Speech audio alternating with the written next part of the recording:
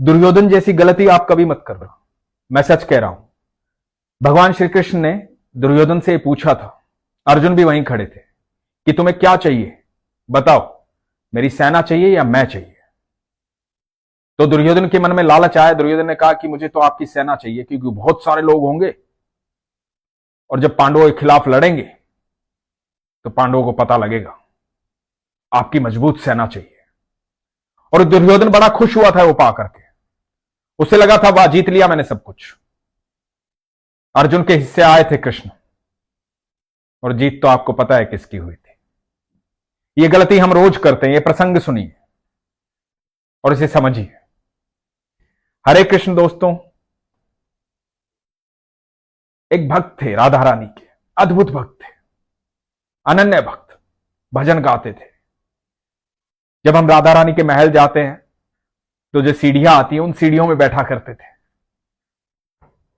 सुबह शाम दिन रात, बस राधा राधा राधा राधा राधा राधा, भजनों में लीन रहते थे। कोई कुछ दे देता तो खा लेते थे, नहीं मिलता तो कोई बात नहीं। ब्रजदास अपनी भक्ति में लीन रहते थे और राधा रानी के पास आने वालों की तो भीड़ लगी रहती। एक दिन एक बड़े सेठ आए। बड़े सेठ ने देखा कि अलग ही भक्त है, कितने सुंदर भजन गाता है, लीन रहता है भक्ति में। जब मैं अंदर दर्शन करने गया था तब भी भजन गा रहा था, अभी बाहर आया हूं तब भी भजन गा रहा है। किसी से भिक्षा भी नहीं मांग रहा है, किसी से कुछ चाह भी नहीं रहा है, सुंदर भजन गा रहा है। सच्चा भक्त है राधा रानी का। तो सेठ ने ब्रजदास को 100 रुपए दी। बात बहुत पुरानी है। उस समय के 100 रुपए लाख रुपए के बराबर होते थे। 100 रुपए दिए। ब्रजदास की आंखें खुली। ब्रजदास ने 100 रुपए का नोट लेकर के माथे से लगाया। सेठ भी मुस्कुराते हुए चले गए। अब ब्रजदास ने सोचा कि 100 रुपए का नोट मैं पहली बार देख रहा हूं। जीवन में इतना बड़ा नोट तो देखा ही नहीं, इतने सारे पैसे तो एक साथ देखे ही नहीं, और कोई सेठ मुझे देकर चला गया। ये तो बड़े कमाल की बात है। क्या करूंगा इस 100 रुपए का? इससे पहले कभी पैसे से कोई वास्ता ही नहीं था। भोजन मिल ही जाता था, भजन और भोजन, बस यही था जीवन। अब 100 रुपए का नोट आ गया। भजन तो वहीं टूट गया जहां 100 रुपए का नोट आ गया। भोजन की चिंता रही नहीं। सोचने लगे क्या करूंगा। वहां से अपना झोला उठाया, वहां से नीचे उतरने लगे। सोचते रहे क्या करूंगा। मन में आया कि 50 रुपए से खाता खुलवा लेता हूं बैंक, और बाकी 50 रुपए में नए वस्त्र खरीदूंगा, अच्छा भोजन खाऊंगा, मर्जी के होटल में जाऊंगा, वहां भोजन खाऊंगा, बढ़िया खाना खाऊंगा, बहुत सारे पकवान खाने हैं।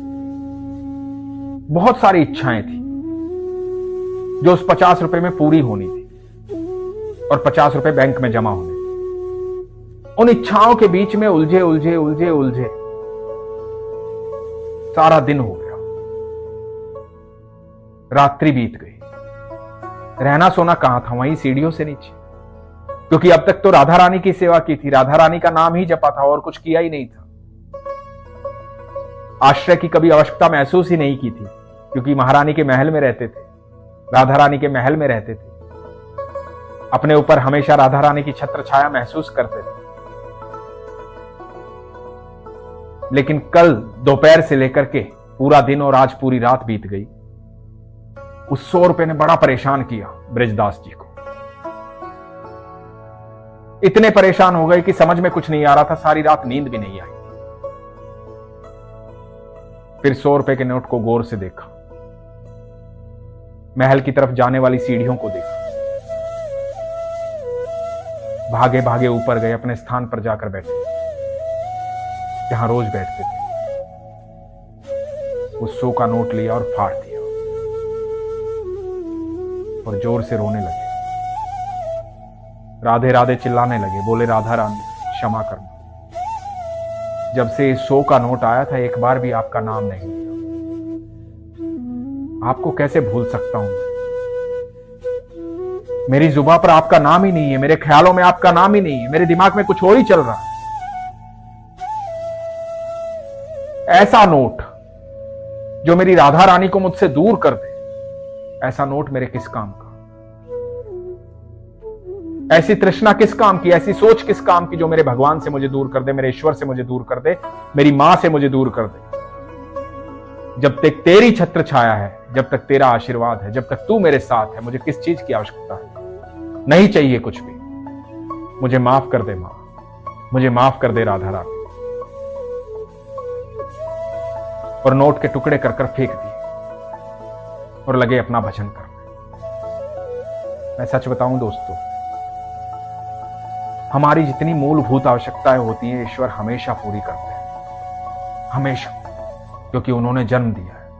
एक बार बिल्कुल आराम से बैठ करके ये सोचिएगा, जिसने हमारे जन्म लेने से पहले हमारे दूध का इंतजाम कर दिया, हमारे इस धरती पर आने से पहले इस धरती को खूबसूरत बनाया, इतने सुंदर सुंदर फल, पेड़ पौधे, झरने, नदियां, तालाब, पहाड़,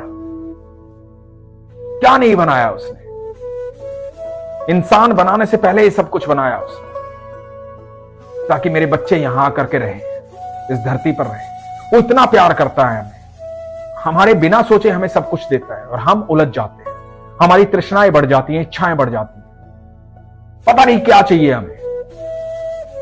और दुनिया में, इस धरती पर ऐसा कुछ भी नहीं है ईश्वर के नाम के अलावा जिससे आपका पेट भर सकता है, जिससे आपकी तृष्णा भर सकती है। चाहे कुछ भी मिल जाए आपको, आपकी तृष्णा बाकी रहेगी, आपकी इच्छा बाकी रहेगी। चाहे कुछ भी मिल जाए, तृष्णा कब खत्म होगी? जब आपको ईश्वर मिल जाएंगे, उनकी भक्ति मिल जाएगी, तब तृष्णा खत्म होगी। भटक रहे हैं इधर से उधर, अपनी इच्छाओं का बोझ अपने कंधों पर ढो रहे हैं, इतना ढो रहे हैं कि कमर झुक गई है। एक दिन गिर जाएंगे, टूट जाएंगे, मर जाएंगे। ये बोझ खत्म नहीं होगा। इस बोझ को आज ही उतार फेंको, क्योंकि सच ये है कि आपकी सारी मूलभूत आवश्यकताएं ईश्वर ने पूरी कर रखी हैं। जिन चीजों में आप उलझे हुए हो, वो चीजें आपकी तृष्णा है, आपकी इच्छा है। उनको कंट्रोल करो। इच्छाएं सिर्फ आपके आनंद के लिए होनी चाहिए, इसलिए नहीं कि इच्छाएं आपका आनंद लेने लग जाएं और आप परेशान हो जाएं, आप दुखी हो जाएं। अपने ईश्वर को याद करो, अपने पिता को याद करो। वो बहुत बड़ा दाता है। हमारे पात्र इतने छोटे छोटे से हैं, इतने छोटे छोटे से, क्या मांगेंगे हम उनसे? वो इतना दे सकता है जिसकी कल्पना भी नहीं कर सकते हैं। इतना दे सकता है। छोटी छोटी इच्छाओं के लिए मरे जा रहे हैं। क्यों? किस लिए? खुश रहो, आनंद में रहो, इन इच्छाओं को मार दो। सच कह रहा हूं, नहीं तो इच्छाएं तुम्हारा भोग करेंगी, तुम इच्छाओं का भोग नहीं करोगे। इस सफर का आनंद लो, अपने ईश्वर पर विश्वास रखो। सच कह रहा हूं, वो किसी चीज की कमी नहीं होने देगा। इसलिए हमेशा कहता हूं, अपने विश्वास को मजबूत रखो, अपना ख्याल रखो। हरे कृष्ण।